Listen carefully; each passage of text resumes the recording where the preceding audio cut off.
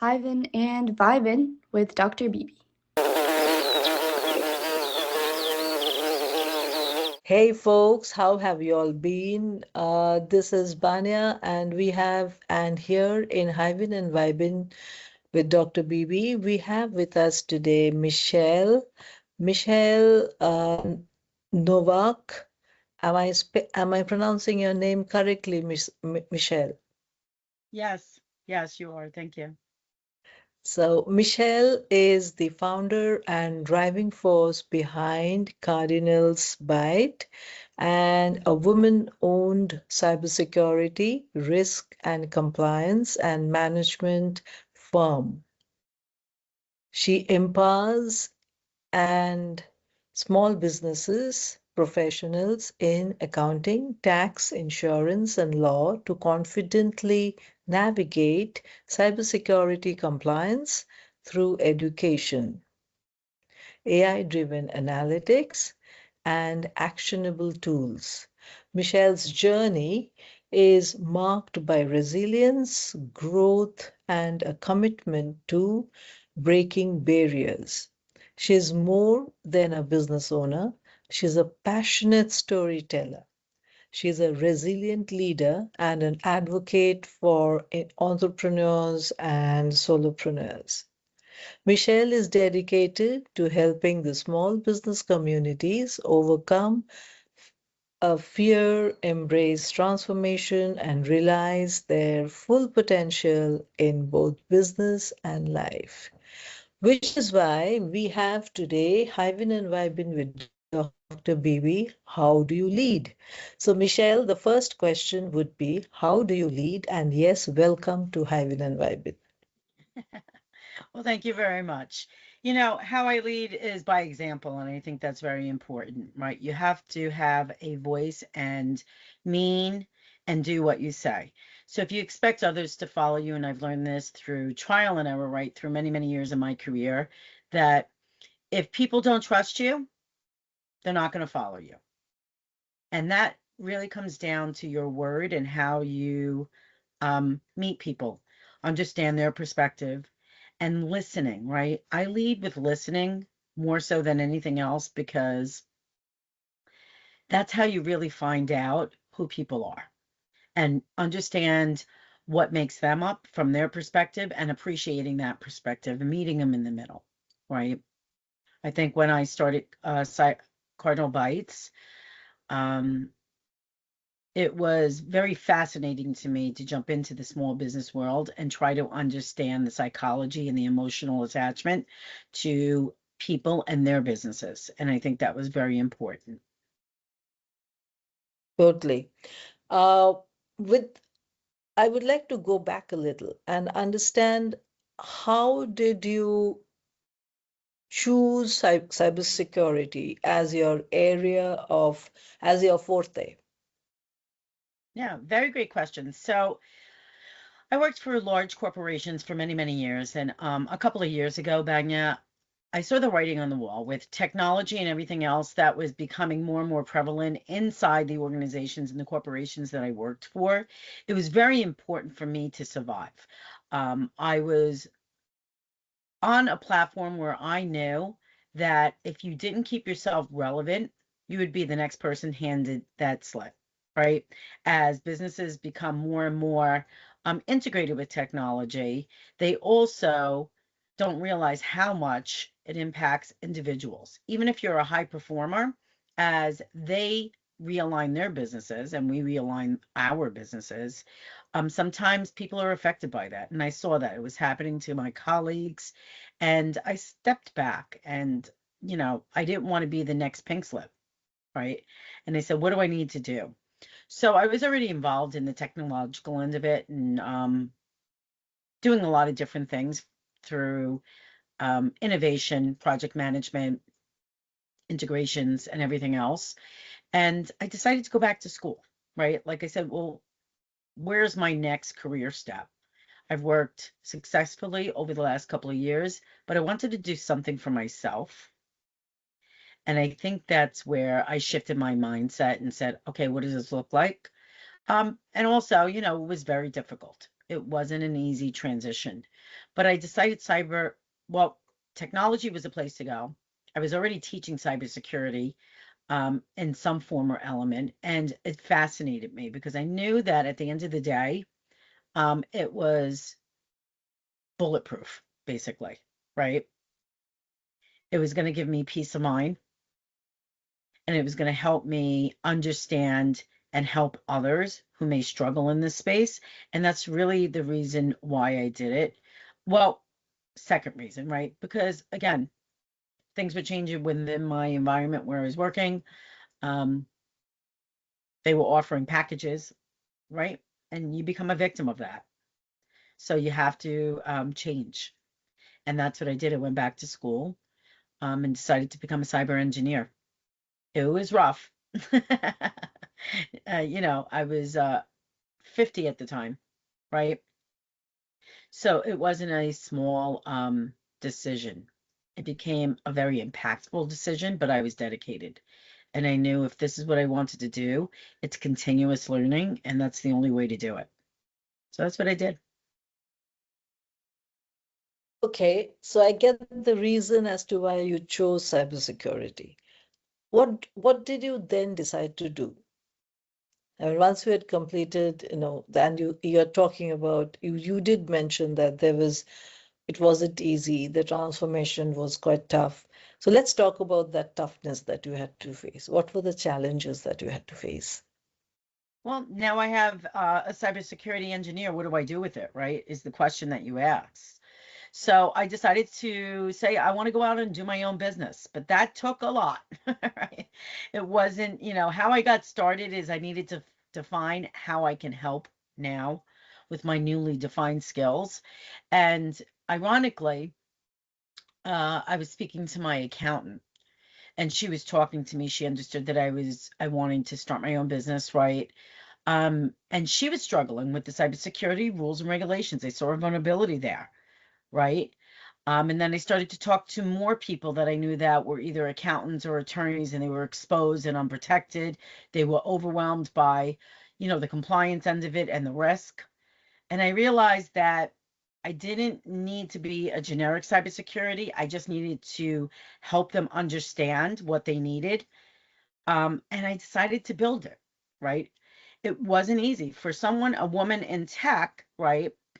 And building a cybersecurity or any kind of technical, logical foundation is not that easy. Although we're progressing in the world, it's still a closed door, and you really need to understand how to build out a business. I never really ran a business before. I was involved in businesses, um, were leaders in those businesses, but it's a lot different when you start your own. So, I pulled down the onion, had to learn a lot of different elements of the business foundation, how to build it, writing a business plan, understanding branding, understanding marketing, understanding ROI, understanding, cost analysis. I mean, it was an incredible journey the first 2 years, right? And still no clients, right? Like, so you're launching, you're building a website, you're trying to define what it's going to look like, what your product is going to look like. And it became um intriguing more and more to me, I would say, even though it was fearful, right? Plenty of nights I set up crying, like, am I doing the right thing? Am I making the right choices? Is this going to work? The stress, your stress becomes your mission, right? You shouldn't lose sleep over it, right? And that's kind of the way I looked at it. I was like, you know what? How many people started out? They failed. And yeah, I mean, only out of a million businesses, I would say a year, 4% of them make it, right? In the first year, or 7%. I don't even know what the statistics, but I don't think it's that high. So it's interesting, right? But it took a long time and I had to map it out. And that also came with, the mental challenges, the physical challenges, and everything else that comes along with that. There's no cookie cutter solutions out there. This is something you had to have a commitment for. And I had to be committed, and I had to believe in myself, right? I had to believe that it should empower not only me, but others and not become a burden in my life. And I think that's the key, right? Like overcoming that fear. And I wrote a book about it. overcoming a fear as an entrepreneur. There are a lot of things that go through your mind when you're starting a business, and you self-sabotage, and moving away from that was critical, right? Understanding how to build a foundation. I have a structure. I have a structure in my day, every day, right? I prioritize my day. I wake up in the morning, right? I review all the news. Then I kind of sit back and I say, okay, what learning can I do today for the next hour, right? And who do I need to connect with? What's my networking opportunities? And I block that out on my calendar, right? In addition to the times that I have for meetings. And most of my meetings I try to do in the afternoon, because the morning is really about building, learning, and continuing to grow and scaling your business and strategies and everything else, which takes up a lot of time. And if you don't have a structured environment, you're going to be all over the place. And it's very quickly to get lost in it, especially with the emails. Like, I check my emails around 10 o'clock. I don't do it first thing in the morning, right? People know that if they need me, you ping me. Like, you get me on my phone. If it's something that needs to be answered immediately, call me or ping me. I prefer pinging because I don't have time to pick up the phone either, right? So it's kind of the way I looked at it, right? My promise was, to help small businesses um, protect their data, right, while protecting their legacy, while while building a community um, of resources to help them, right? Not only, just going in and saying, hey, let me fix this for your business, but teaching them. And that was critical for me. I also wanted to build a community for resources. I hope I answered your question. I know it's a lot. No, but it gives me a lot of insight as to how much you had to think through, and you are actually answering not only for yourself, but you're also, telling my audience how entrepreneurs actually shape their business.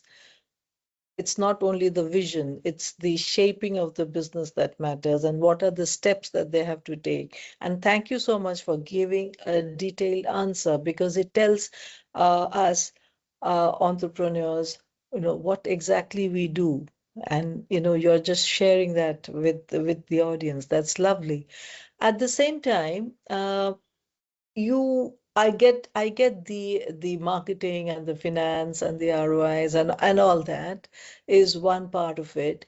What did you do to build yourself as a leader? So building myself as a leader, actually, I truly believe building yourself as a leader is about how authentic you are. People have to trust you, right? And that's not an easy feat, right? So when somebody wants to do business with you, it's all about that trust and being the authority person in my area, right? We know that, right? Like, we know that those are the two most important things in order to build yourself as a leader: being that voice, being that trusted voice that you want to be that go-to person in your industry. You want them to trust you with their information and who um, they are, that you can give back, right? You want to bootstrap your dream, right? So, it's every enterprise can't afford every solution, right? Because they drain your budget. So you want to make them understand why they want to use you. And through that, and being a leader, the only way to do that is get on forums, get out, do podcasts like I'm doing here. Um, Training, right? I aligned with training and people that would help me build my brand. And I think that was the most important, but not inviting everybody in, right? Because we don't have the time for that. You have to be very selective on who you connect with. Because in the beginning, as you're starting out, you're like, oh, this person's interested, this person's interested. But what you find out is a lot of them are trying to sell you their business versus them trying to help you grow or connect with others and help you build your business. So there's a big difference between the both of them when you're networking. And that was critical for me. Getting on the right platforms, getting on the right meetings were critical for me. And I found that, it took time to learn that. It's not something that's taught to you.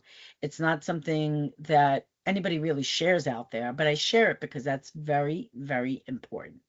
You know, being a leader is about mentoring, right? I mentor young girls in coding. I build out time to go into the community, share the resources. I got on platforms. My next big adventure is to really maybe go to the schools and start teaching kids in high school about cybersecurity. So this way they can get an interest. There's a need out there, right? There's not I don't know how many foundations. I mean, yeah, bigger corporations invite these kids in, and I'm sure there's a lot of different things that they can do, but they have to get an interest first. So building that interest in them, that's where I want to drive it next, right? The younger generation, there is so much that's needed in this world, and they don't really know that yet. And then I want to continue, right? I want to continue not carrying my weight alone. I want to invite other leaders and build that community for, you know, my particular niche and maybe expand it out, right? It's, you know, you fight for that credibility. And I think that's the one thing I'll say as a leader, you're going to always fight for that credibility because if you don't and you don't constantly adapt and change, your perspective, how you integrate, how you are seen in the world today, because everything is about platforms and what platform you're on, it will impact you, right? You're constantly proving yourself in the industries dominated by the big players. We're small business. I'm a small business owner. I'm not a big player. And I think that's very important as a leader in a small business environment to understand, but also a larger business environment, right? And you can't be afraid of what people think. I do not worry. Somebody doesn't like me, well, that just tells me that I'm doing something right.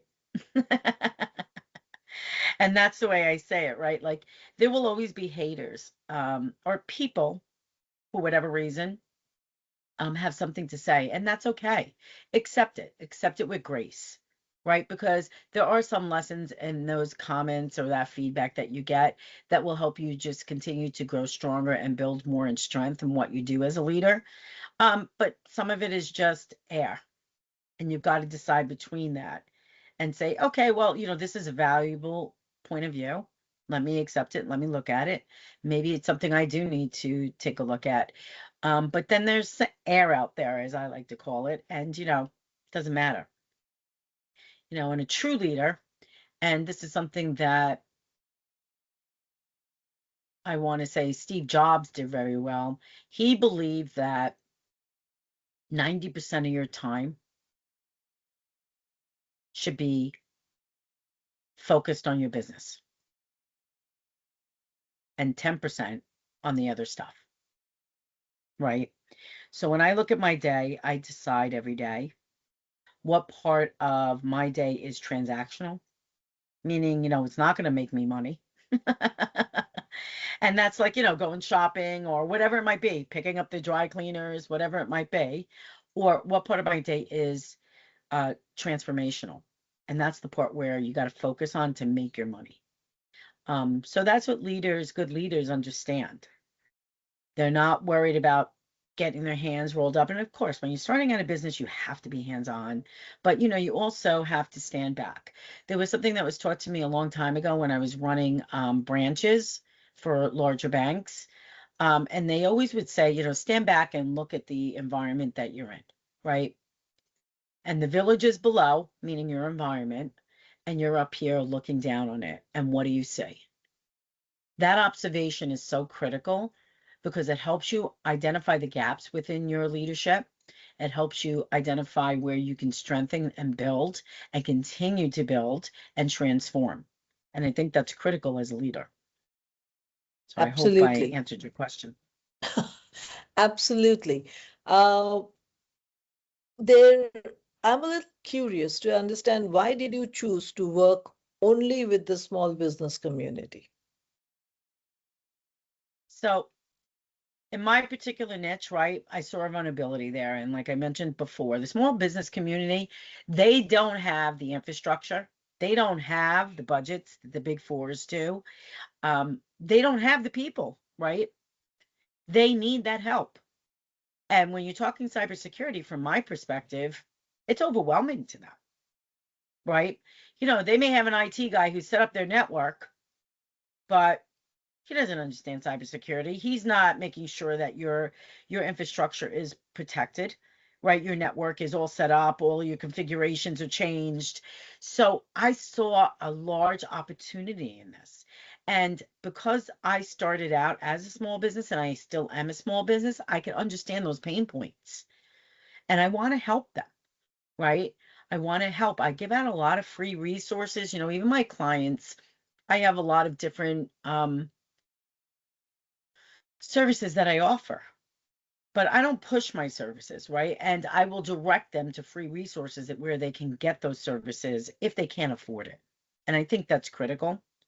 And I wanted to help the small business community. Those small businesses, we're all struggling, right? We're all bootstrapped. So when you're bootstrapped, you have to look for other avenues to grow your business where it's not going to be impacting your bottom line at first, because until you scale, until you get to that next level, even with investors or anything else, depending on the type of your business, you need to understand where you can go to do that for free. I'm sorry to say it, right? And Okay. that's bootstrapping it, bottom line.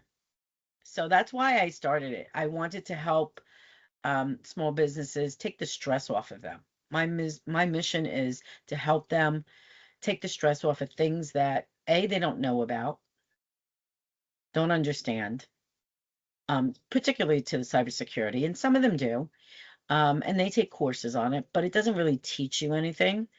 Um, and then I didn't want them to lose sleep over compliance and being breached, because the fact is 60% of all small businesses in my arena get hacked in the first year.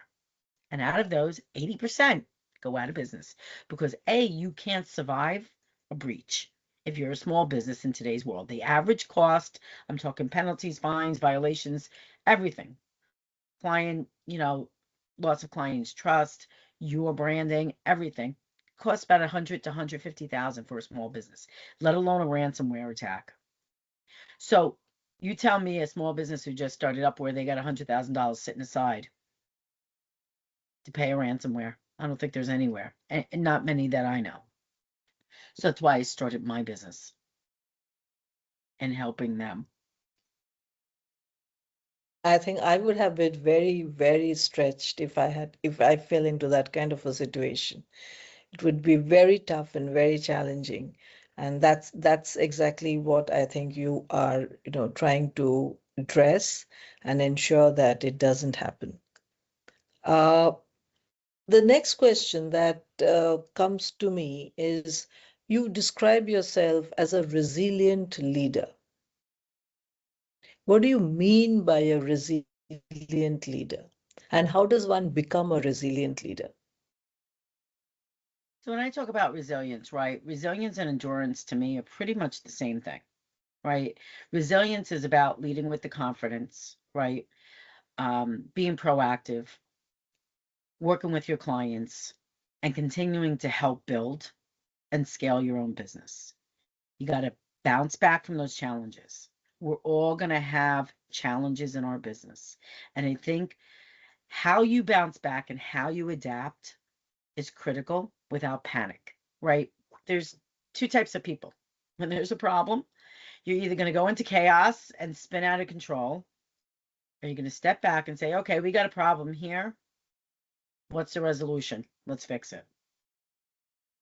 It's okay to acknowledge the problem. We all have them. But if you spin out of control, you're not solving anything. So being resilient in how you handle that is critical. And then, building trust. Again, I'm going to always go down to being resilient is about building trust, showing versus just talking, right? You got to show your clients that you're prepared for anything. You've got to show your clients that what you're offering helps them, right? Because if you don't help them and there's no benefit to them, then why are you even in business, right?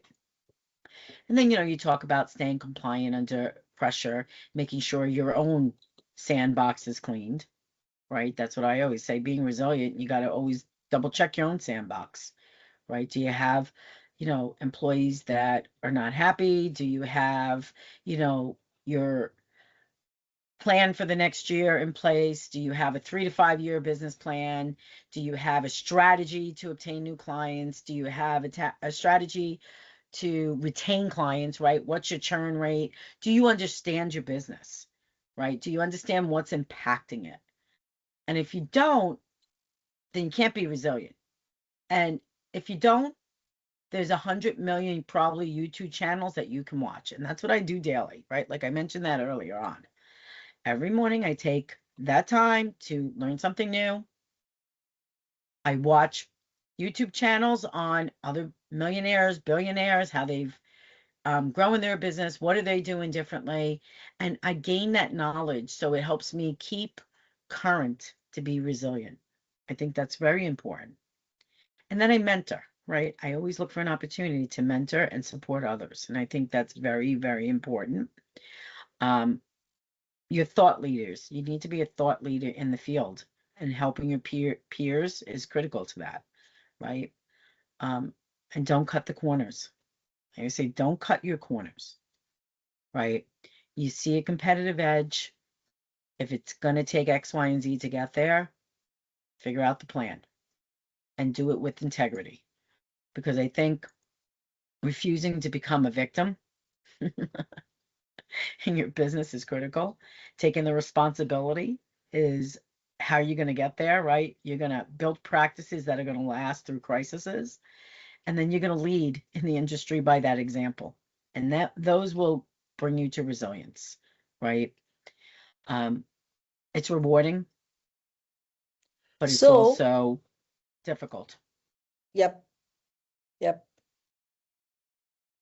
Despite all these difficulties and all these transitions and transformations that you've been through, you are actually now gearing up for another transformation. You're creating an application for small businesses that will help them become compliant and be audit ready. Would you like to share something more on this? Yeah, absolutely. So what I'm currently working on is an application where I can deploy to small businesses for cybersecurity risk management and compliance tool. It's basically a platform that is integrated with AI that will perform your risk assessment, will develop all of your policies and procedures, will take all the information, develop your risk, your incident response based on your industry, your size of your business, your demographics, and pretty much who you are, right? It's going to be a platform where it's an all-in-one platform. So you can, as a small business owner, you will go into this platform, you will have your own separate sign in and log in. You'll be able to house all of your documentation artifacts. It will give you a dashboard that's going to identify risk within your environment across the cybersecurity frameworks, right? There are a couple of frameworks that we work with. It will make the recommendations. It will help you cure. It will hold you accountable. It will send alerts. So it's going to be very dynamic, and I'm building it out now. It's not easy, right? But I want to scale it. So I actually have a conference I'm going to the week for 3 days, January, I think it's the 14th through the 16th, where I'm going to be sharing this out on a platform openly and talking about it, and we'll see where it goes, right? But this is my next phase, and it's going to be affordable. So I want to say that with emphasis. It's going to be affordable to small businesses because it's geared to small businesses.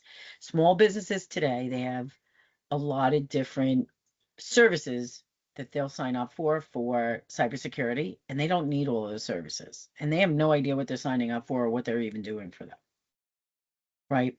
But the foundation to be compliant or be pre-audit ready, because you need to be pre-audit ready, and that's what this platform will do. It will give you all the pre-audit ready features. So this way, if an auditor does walk in, it'll be able, with a click of a button, to produce every information and artifacts and documentation that they need to show that you have a plan, and you're not only having policy and procedures that are written that you're not following, but that you're actually following. So it's going to be hopefully a very dynamic platform, but it takes time to build. What were the struggles that you faced while you were, envisioning this platform and getting it to shape?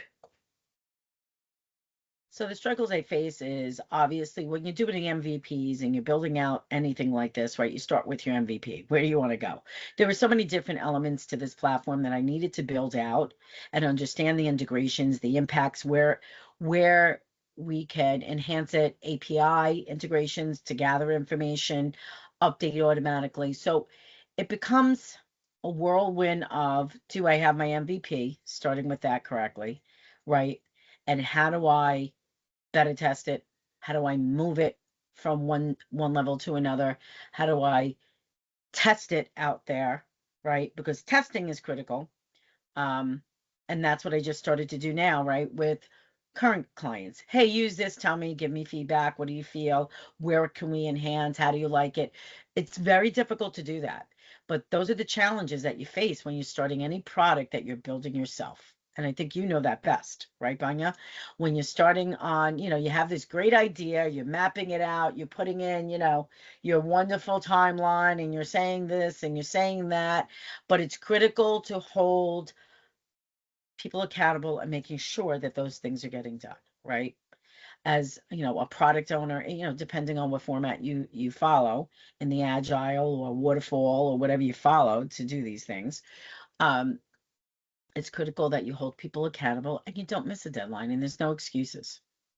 But you're simplified and you're making sure that you're very crisp and clear what changes and implementations that you need to do, right? And the people that are working for you have clear understanding of what their ask is, because that's where I find the biggest struggle. There's always that gap, and you got to speak in layman terms. That's what I find. Oh my Developers have a goodness. one mindset. We have another mindset. And if you are somebody who doesn't have that technical background when you're building something, forget it. There's, developers want to speak their language. You have to be able to speak their language in order for them to comply with the ask that you're looking for. And that's what I find. So those challenges are the ones that really pop out for me. Fantastic. You're doing, what I hear from you now is that you have been constantly challenging yourself, in the sense that when you realized that your career, you didn't want to be the person with the pink slip that was coming up, you took up something and you decided it would be cybersecurity. You went and studied it. Then you realized that you had to start your own firm, and because you wanted to look after small businesses, and so then you picked up that. So every time you actually throwing a challenge at yourself, and you're also very proactive at understanding what the future will hold and addressing it there and then. How do you do that? I mean, is there a process? Is there some kind of practices that you follow? What makes you you? So I hear two questions there, right? Like, is there a process that I follow that keeps me going, continually learning, building on my business, and not giving up, right? And then I also hear what makes me me. So let's start with what makes me me. I think back to my early childhood, right? I wrote a book about this, right? Shifting your mindset. We all grow up in an environment where we're taught to think about who we are, what we are, how we act, and everything else. We're told, don't do this, don't do that. You got to behave this way. No, you have to do that. I had to overcome that first. and truly find me, which was not easy, right? I had to peel back that onion, take a look at everything I didn't like about myself, all of the times I was depressed, angry, whatever it might have been in my life that impacted the way I thought or the way I reacted to things, or my own self limitation and self sabotage and beliefs.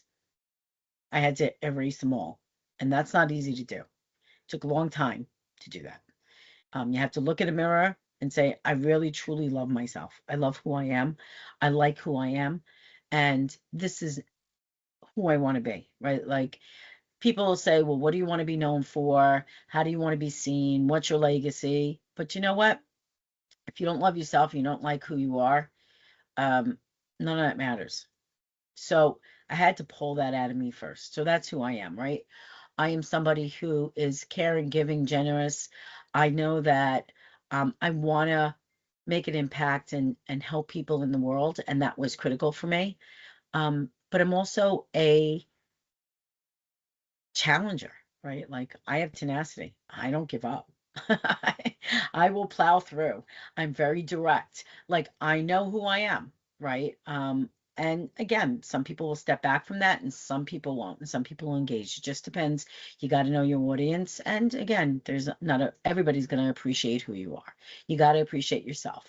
So I had to do the work, right, in order to get to who I am. The second part of that question is I work on those 5 pillars of success, and I have that built into what I was doing all the time, right? It's the people, the process, the productivity, the pride, and the peace of mind. I say the right people and the right fit of the organization, the decision makers, the innovators, the executors, those are the people that you want, right? Like, you have to be all of that. The right processes operationally and strategically that are in place are critical. Evaluating them constantly, looking at them. And again, that's why I use my calendar. I block out 15 minutes, right? Let me go look at, are we operationally sound today? Anything in the operational world that I need to adjust or fix or look at, or gaps, right? Strategically, where are we at? 15-minute block on my calendar. Where are we at? What does this look like? What do I have to do next? What's the most important? And then I prioritize the top 3 of those for each category, right? Only 3, because you can have a list. I have a list of 50 things I have to accomplish. There's no way. I have to prioritize. Okay. And then you look at the measurement of the productivity to support the organizational goals. Very critical. Spends about an hour a day on this, right? Again, blocking it out. Most people, if you want to be a successful business owner, you can't wake up at 10 o'clock in the morning and start your day. That tells me that you are not dedicated. It tells me that, this is just another business for you and you're not satisfied, whatever. That's what that tells me. Somebody who really wants to drive their business is up at 5 a.m. I mean, I probably get up 5:30, 6 o'clock, sometimes, no later than 6 though, and I'm on the go, right?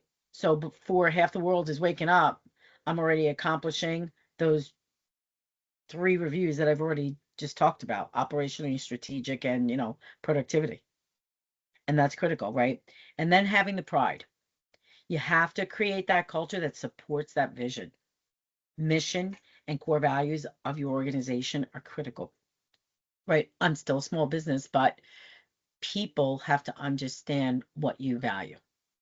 And if they understand, like, I value small business, they're going to value small business too. And they're going to understand that mindset. They're going to want to help those people. And that's critical to me. And they're going to want to see those small businesses flourish, right? So pride, taking pride in what we do. And then peace of mind, balancing our time. Again, prioritizing the top 3, taking 3 minutes to redirect when you have to, because you have to sometimes put out fires, but putting out those fires on your own terms, right? You can get an email, oh, this client just called a breach, blah, blah, blah. Okay, breathe. 3 minutes, redirect. Hold on. What? Let's talk this through. Who do we have in place? Who's going to be handling it? What's the resolution? Follow up with me, right? How did it go? Check in on it. But that's important, right? The 5 pillars for me of success, those are integrated and those are very important to me, and my company. Lovely. So I think we have understood at least what makes you tick and how you tick, which is a fantastic way that will make at least my audience understand that there are certain processes that you put in place, not only for the organizations, but also for yourself. You have a certain system that you follow, and you follow it rigorously, which makes it so, I find it like it should be working like clockwork for you, and things should be falling in place. What happens when, no, well, no, let me put it this way. What do you see as your legacy after all this? You know, I think there's a step before that legacy, right? When you're growing as a leader, I'm in the step before legacy, because a legacy to me is, okay, I have this hugely successful business. I'm probably going to sell this business, or I'm going to take a lot of these profits and give to charities, right? And give back hard to the community, right? I think that's a legacy. What do you want to be known for? Like the last element. Like when I think of legacy, I think of, Steve Jobs. What is his legacy? Not only building the iPhone, right? But building an organization that supports the greater good. So my legacy, if I had to call just my legacy, what I want to be known for in the end is supporting communities that will help support others find their passion, their dream, and help them grow. I have always said that one of my visions as I continue to grow will be helping kids in foster care, right? Children in foster care, once they come out at 18, um, they're given a backpack, a pen, a t-shirt, a toothbrush, and they're sent on their way to figure out the entire world. And that to me, I'll never forget that, because I did a lot of volunteering and I still do a lot of volunteering. But that's the one impact that's always resonated with me. And I said, if I ever grow to the scale where I can build a community for those kids to come out of school, live somewhere, support their education, have them build their own passion and dreams, um, and give them hope to become someone in this world or the next legacy maker, then that's what I'm going to do. So that's what I probably will do. Um, and hopefully that was something I'll accomplish. But that's my legacy, right? Um, I also think about my family, right? Building generational wealth for my family is key for me, right? Obviously, your family is the most important thing in your life outside of your friends. And that's critical for me, right? Having them be okay, because eventually, hopefully, they'll take over this business and continue that legacy, right? That's what we That's hope, but that's my answer there. how would you like, we are wrapping up now, and I would like to understand how would you like my audience to get in touch with you, or to connect with you? Well, there are a couple of different ways, Vanya. So first of all, thank you very much, right? I appreciate you having me on the show today. My name's Michele Novack, because I know we mentioned it in the beginning, but my company is Cardinal Bytes, which is a cybersecurity risk management company. And the best way to get in touch with me is either LinkedIn. I'm on Facebook. I'm also on a lot of other platforms, but if you Google me, you'll find me, right? Michele Novack. I've written a lot of books, so you can also find me on the Kindle platform. I just released another book called The Cybersecurity Deficit for Small Businesses. Um, Literally walking small businesses through how they can protect their business with resources, right? So this way, again, giving back to the community. It's 99 cents, I think, on Kindle. I didn't do anything astronomical. It's not about the money. It's about getting people aware of how they can protect themselves. So I think that's critical. So certainly find me on Kindle. LinkedIn, though, is usually my best. You can also email me directly at cyberinfo@cardinalbytes.com, or you can call me. It's 800-759-1342. We accept calls, and I look forward to talking or helping anybody, even if it's a silly question. No question is silly, right? Believe in the revenue growth that you can have. Market your company. I'll leave off with that. And look for those opportunities. Have a strong mission and value behind what you want to do, and believe in it, walk it, talk it, and build loyalty through that so you can be resilient and endure. Always endure. Overcome the challenges, right? The bottom line is you just kind of want to make sure that you're coming from the right place and you're doing it for the right reasons. Perfect. Thank you so much, Michelle, for coming here, for being my guest, and for being a part of Hivin and Vibin with Dr. Bibi. How do you lead? Thank you again, and a very happy New Year to you once again. Happy New Year to you, Banya. Thank you so much for allowing me to come. Fantastic. Thank you so much, everyone. I hope you all get in touch with Michelle as and when you wish to. The contact details are given in the message below. Do take a look at that. Thanks. Bye-bye.